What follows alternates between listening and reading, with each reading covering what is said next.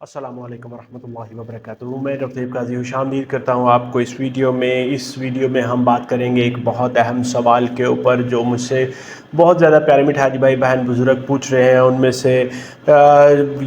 से मौजूद हैं, उनमें से हैं जिन्होंने हज 2026 की रजिस्ट्रेशन करवा ली है और अब हज 2026 की एप्लीकेशन का जो प्रोसेस शुरू होने वाला है उसके लिए वो जहन में चीज़ों का तरतीब दे रहे हैं अल्हम्दुलिल्लाह। तो उनमें से पूछा जा रहा है कि डॉक्टर साहब शॉर्ट हज क्या होता है, क्या ये मुकम्मल हज होता है और क्या ये बेहतर इंतखाब है। तो आइए इस सवाल को थोड़ा सा डिटेल के साथ एलैबोरेट करते हैं ताकि आपके जहनों में आने वाले सवालों को जितने भी हैं उनको जवाब मिल जाए। तो याद रखें कि हर साल की तरह इस साल भी हज 2026 के लिए भी पाकिस्तान की गवर्नमेंट ने दो पैकेज मुरतब दिए हैं।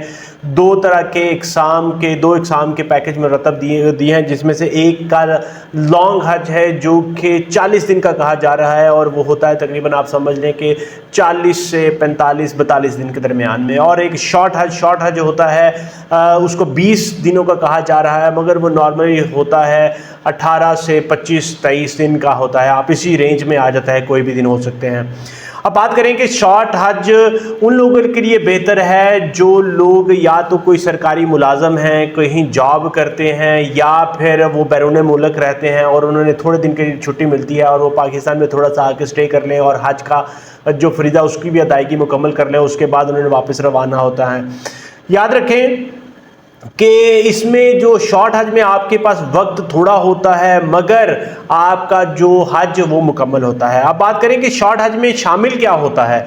शॉर्ट हज में याद रखें कि सब कुछ उसमें बिल्कुल वैसा ही शामिल होता है। उसमें मक्का मुकरमा में आपका क़याम भी शामिल होता है, उसमें आपका मिना में, अरफात में, मुज़दलिफ़ा में और जमरात, उसमें सारी चीज़ें आपकी शामिल होती हैं। उसमें किसी चीज़ में कमी नहीं होती। उसमें आपका तवाफ़ ज़ियारा भी शामिल होता है और हज के तमाम अरकान जो है उसमें शामिल होते हैं। फ़र्क सिर्फ आप जो है ना वक्त का थोड़ा सा होता है। बाज़ औक़ात आपको शॉर्ट हज में मदीना मुनव्वरा में रहने की, मदीना मुनव्वरा की ज़ियारत की, मदीना मुनव्वरा में जाकर इबादत करने का जो ऑप्शन मौजूद होती है। और अगर आप बिल्कुल ही शॉर्ट कर रहे हैं जैसे कि 7 दिन का, 10 दिन का, तो फिर हो सकता है कि आपके शॉर्ट हज में जो है मदीना की ज़ियारत ना शामिल हो। मगर जो सरकारी गवर्नमेंट का होता है, क्योंकि वो 20 दिन का होता है, इसलिए उसमें नॉर्मली आपका मदीना की ज़ियारत जो है वो शामिल होते हैं।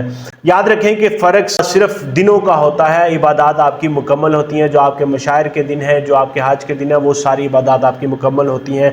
अब बात करते हैं क्या शॉर्ट हज में सहूलियात कम होंगी। तो याद रखें कि बिल्कुल इसमें जो है ऐसा नहीं होता। आपको मुकम्मल सहूलियात हज के दिनों में वही मिलती हैं जो लॉन्ग पैकेज वालों को मिलती है। एयर कंडीशनड आपके खैमे होंगे, मिना में एयर कंडीशनड खैमे आपके होंगे, अराफात में। उसके अलावा खाने पीने की, गाइड की, दूसरी जो सहूलियात है वो सारी आपको मुकम्मल मिलेंगी, हॉस्पिटल की, और सारा जो डिटेल होगी वो आपकी हज के जो नॉर्मल रेगुलर वाले उनके मुताबिक होंगी। अलबत्ता आपका होटल का जो किराया है वो कम हो सकता है, मगर याद रखें कि जिस तरह से आपका सफ़र थोड़ा होता है, वक्त थोड़ा होता है, इसलिए आपको जो पैकेज में जो एक्सपेंस वो ज़्यादा किस तरह से आते हैं, क्योंकि आपको फिर दिन कम होते हैं, फिर आपको फ़्लाइट का ख़र्चा उस तरह से ज़्यादा पड़ जाता है। उसी तरह से आपको होटल भी ज़्यादातर जो होते हैं ना शॉर्ट पैकेज वालों को, उनको करीब दिए जाते हैं, उनके होटल की क्वालिटी भी अच्छी होती है ताकि